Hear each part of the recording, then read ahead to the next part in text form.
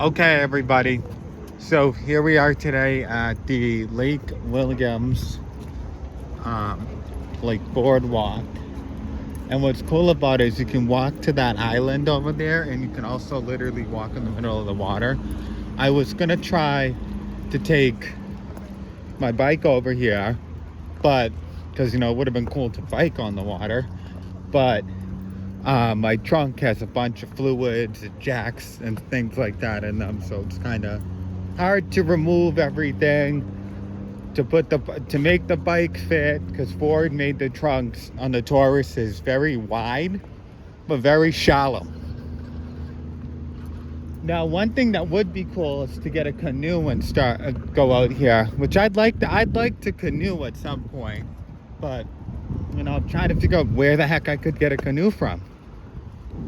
Actually, I used to live on a lake. Maybe I could ask one of my neighbors if they have a canoe. But yeah, this is pretty cool.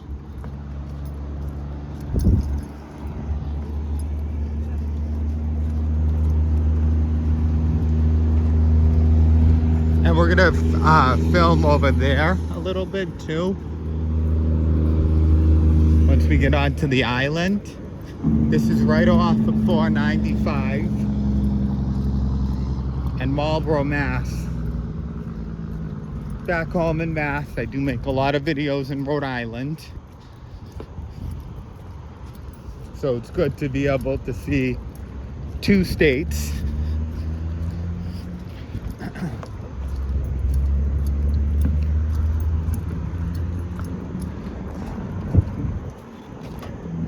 So I have a date arranged for the Chicago trip. The Chicago trip will be in January, because the Taurus's transmission is starting to slip, and on top of that, it's kind of rusted out a little bit. I mean, it is Ford Taurus with a lot of miles on it. I paid about $1,000 for that car, $1,100 with title fees and things like that, because it was a Rhode Island car. And I did not buy that car expecting anything more than a year out of it. You do not buy a Ford Taurus with that many miles on it and expect it to last you forever. Those cars were designed to be cars that you drove until you could afford an F-150 or something nicer. But I mean, I'll tell you one thing, I'm as happy as it gets with 200,000 miles. I did try doing a little stop slip, and when they pulled, well, I almost tried. When they pulled my transmission fluid, they found a bunch of metal frictions in the gears, or in the fluid, which indicates worn gears, and it's just from high mileage and age. And on top of that, the mileage it has on it is about 65%, maybe 70% highway mileage. So it's also got a pretty reasonable amount of stop and go mileage, because the guy that had it before me lived South Shore of Massachusetts, and he would commute back and forth to the South Shore of Mass to East Providence, Rhode Island. And East Providence is really a hit or miss. Sometimes it could be a lot of traffic, sometimes it could be great. I've been there when there's gridlock traffic, and I've also been there where it's completely clean. So I've been to New Hampshire, Connecticut, Rhode Island, Maine many times. And one thing that I have noticed is that all of those states, again, could be a real hit or miss. Now, so back to the agenda for trips, okay? So we got January we'll be going to Chicago, and then I'm kind of thinking about, maybe October 1st-ish, taking a trip out to Western Mass again, because I was out there Wednesday and today is Friday, but when I was out there on Wednesday, I was there for work. So I'd like to take a trip out to Western Mass And during the fall foliage season would be awesome, because then I could, of course, catch some views. But I also am kind of thinking about, like, maybe doing that on the way to New York City or something. Maybe, I don't know. So, thinking a little combo trip, I'm not crazy about the city, but I'd like to see Central Park in the fall. So, that would be pretty cool. And you know what? When you do that stuff, don't spend a bunch of money on a hotel room in the middle of Times Square. Maybe invest around a little bit. Maybe look at Jersey or something around in that area. And you might find, okay, well, it might take you 30 minutes to drive from whatever hotel you stay at in Jersey to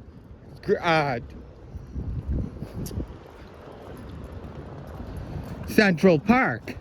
But with your price out what it costs to stay in the middle of Lower Manhattan, it is very expensive for a little cubby. But I mean, I've been to Manhattan too many times. Last January is probably my 6th time. And when I went there, man, I had a real blast going up the top of the 86th level of the Empire State Building. I've been to Staten Island, I don't know, probably about 4 times. I've driven up and down the Jersey Turnpike probably about 6 times. And, New York is a beautiful state. The taxing's through the roof, but they got Niagara Falls. They got Buffalo, which I've been to both of those places. They got Albany, which Albany's completely overrated. Then they also got Syracuse, New York. Been there too. They always like to say this one thing: buffalo chicken in Buffalo, New York is a lot different than buffalo chicken in Hartford, Connecticut. And I've been to both of those places. And let me tell you one thing: buffalo chicken's no different in Buffalo, New York than it is in Hartford, Connecticut. So, very thankful that I've gotten to go to all of these different places. Also been to Pennsylvania too, man. Pennsylvania is a pretty cool state. Now, for some weird reason, there's not Boston. They don't say Pennsylvanians like they say Bostonians. When you ask somebody from Pennsylvania, "Oh, where are you from?" They say "Pa." Kind of strange, but hey, I'm from Pa, everybody. Or maybe I'm from Ma. So it would be nice if I could get over there, or maybe, take a trip to Ohio or something instead of New York. Whatever you can do for the most fun, for the littlest amount of money, knock your socks off. Now, one of the other things that I wanted to talk about is the Boston MBTA system and the Orange Line and its ability to be able to go 55 miles an hour. Okay, we'll be doing that this Saturday.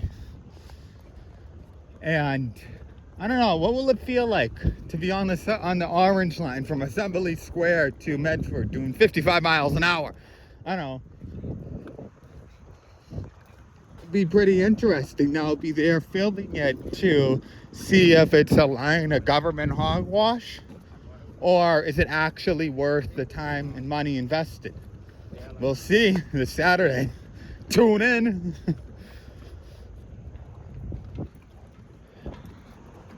Now, doing a little more exploring of Marlboro, because I have been here a million times, but I am planning on in June picking up an apartment around here. And I've been on the verge between Hudson, Mass and Marlboro, Mass, and everybody's been telling me to look at Hudson, Mass. But I love Marlboro a little more because you got stuff like this. You got Centennial Beach. You got Savers for Drunk. You got the mall, right off of 495, So I feel like I am probably going to pick Marlboro. And also, tax rates are a little lower in Marlboro. I mean, like property tax. Crime rate's a little higher, which, you know, okay, just bring a mace or things like that. And there's a lot of historical buildings too, you know, in Marlboro. Concord too, you know, go to the Old Manse, you'll see some real history. You know, Concord, Mass is a beautiful town. Now, Concord, New Hampshire is just a bunch of shopping facilities and things like that. So, last weekend in September, expect a video of at least Western Mass. Maybe be able to squeeze one last camping trip in. But you know what I like about this place a lot? Is check out that old building over there. You know, Marlboro's way more of a beautiful town than Hudson, in my opinion. So we're getting a little closer to the island. Now, this is probably about my third time here, and this has probably been the first time I've actually made it over to the island. Let's listen to the nature a little bit, but first I wanted to tell you guys this place will be beautiful during fall foliage. Now, spring, watch for allergies.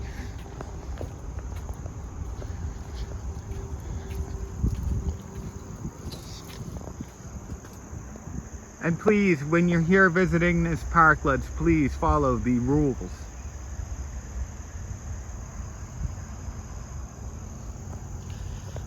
And watch your step for routes too.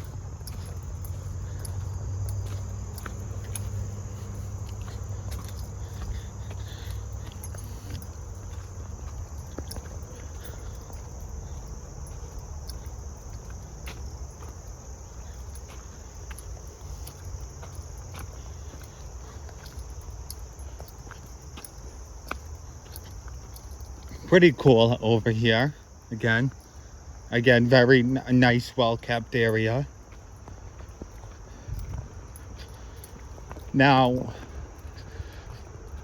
being somebody that loves to travel and always likes to check things out, you know, somebody that always likes to be on the go, I've asked a couple mechanics and, you know, maybe humored myself, right? And I brought a 2010 Nissan Altima over to the mechanic, and I said, you know what, and also 213 Fused Focus. No, not Focus. It was a, which way do I want to go? Do I want to be ambitious and go up this way with, you know, slides on? If I fall, but yeah, so I brought a 13 SHO to the mechanic, and I also brought a 10 Altima with the standard transmission to the mechanic, one of my friends, and a 2008 Lexus ES350. And I said to him, you know, which one of these three cars should I buy if I like to be out and about checking things out? And I was told to do the ES. And the reason why, and his words were, because it's not a question of if you're going to reach 300-something thousand miles. It's a guarantee. Just keep oil in it. So, every mechanic in town has been telling me to go with the ES Lexus. So, I think that's what I'll go with. Now, I'm not going to go any farther here because, you know, it's just getting into too much foresty, but this would be a beautiful foliage picture. Now, yes, so, what was I saying to you? Oh, and the Altimas are known to have, even the manual ones are known to have problems with their head gaskets. Now, the manual transmission Altimas are going for just about the same what you'd pay for a good ES350 Lexus, okay? And kind of a lot of converters, when Nissans get old, those like to kind of fall apart too. So,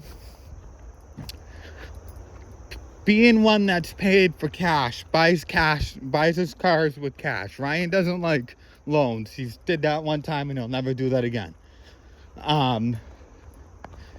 I think the ES makes sense because I'm looking for something that you could pick up at $5,000 with 120 something thousand miles on it, and be able to drive that stinking thing another 200,000 miles without any maintenance. And I could definitely agree with the mechanic. You know why? Because I've driven them with 60, I've driven them with 120, and I've driven them with 80 on them. Both were the generation from 2007 to 2012. And as far as I'm concerned, that's probably one of the best generations you can buy, because all three cars that I mentioned, one was an 8, one was a 9, and one was a 10. Okay? In a normal world, the car with the most amount of mileage should feel more worn out. But not in a Lexus. They all felt the same, which indicates that on those cars, it's not always about who's driving it, it's about the model of a car. And in this case, the model is a very reliable, well-known model. So, and another thing that I like about the ESs is they have power, and they're kind of like a Maxima that doesn't fall apart. Doesn't have a pontoon boat CVT. So if you do the paperwork, right, average 15,000 miles a year, right, which most people do more. I'm about around that, give or take. Okay, closer to 20,000 if I do a lot of trips and running around and stuff like that. So let's play it safe and estimate me at about 20,000 miles a year. Okay, so I buy an ES350 from 2008. Say it's a gun metallic color. Those gun metallic colors hold up 10 times better than any other car made. But say the gun metallic ES350's got 122,000 on it when I buy it. Okay? 1 year goes by, we're at 142,000. No car payments, just insurance and gas and maintenance, and not really repairs because it's a Lexus. Okay? So another 20,000, another year rolls by. Now we're in the second year of ownership. Okay? 162,000 miles. Okay? Car's probably still gonna be rated like a charm. Okay? Third year, because it's a Lexus, we're at 182,000 miles, and the thing will still be running like a dream. Okay? Now we're 4 years with no car payments. Now we're sitting at 202. I have seen them with 280,000 on them, running with pretty much all original stuff. Okay, so let's see how long it would take me to get up to 280,000 miles. Okay, so 222, fifth year of ownership, 242. Okay, now we're at the 6th year of ownership. Okay, 262 is the 7th year of ownership. Okay, now 282 is the 8th year of ownership.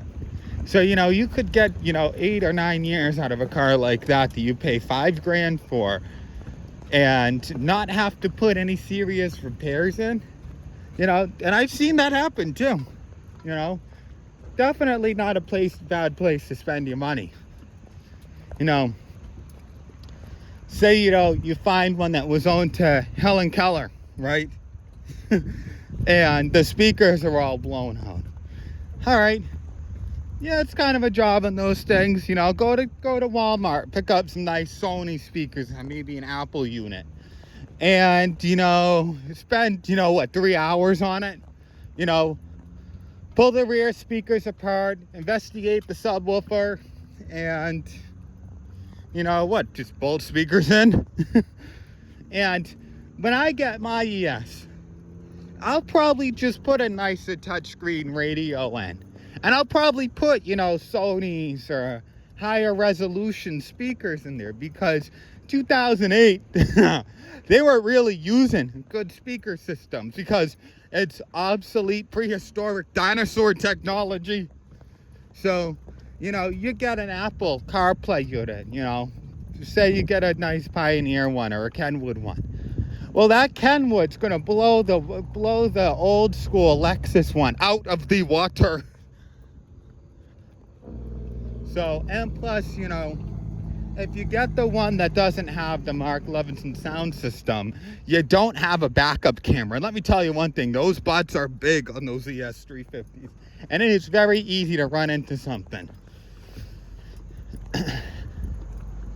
So, I would be preventative. I put a nice Apple unit in there. And, when you put a new unit in there, yeah, there's a very high likely chance that you can retard a wire or overload the speakers with the newer amplifier that's inside of the double din.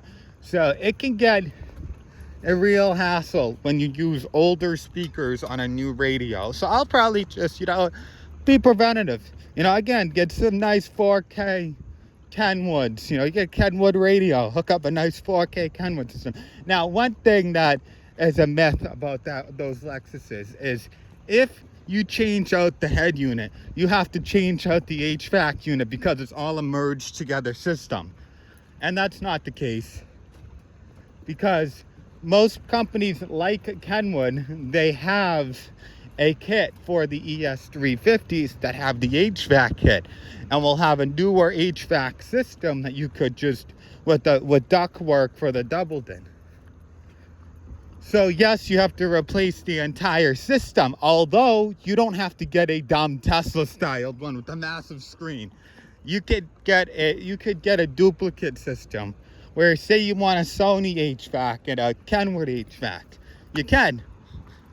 But so that's probably what I'll be doing with my money, and I'll be able to explore more places like this and not have to deal with crap breaking down.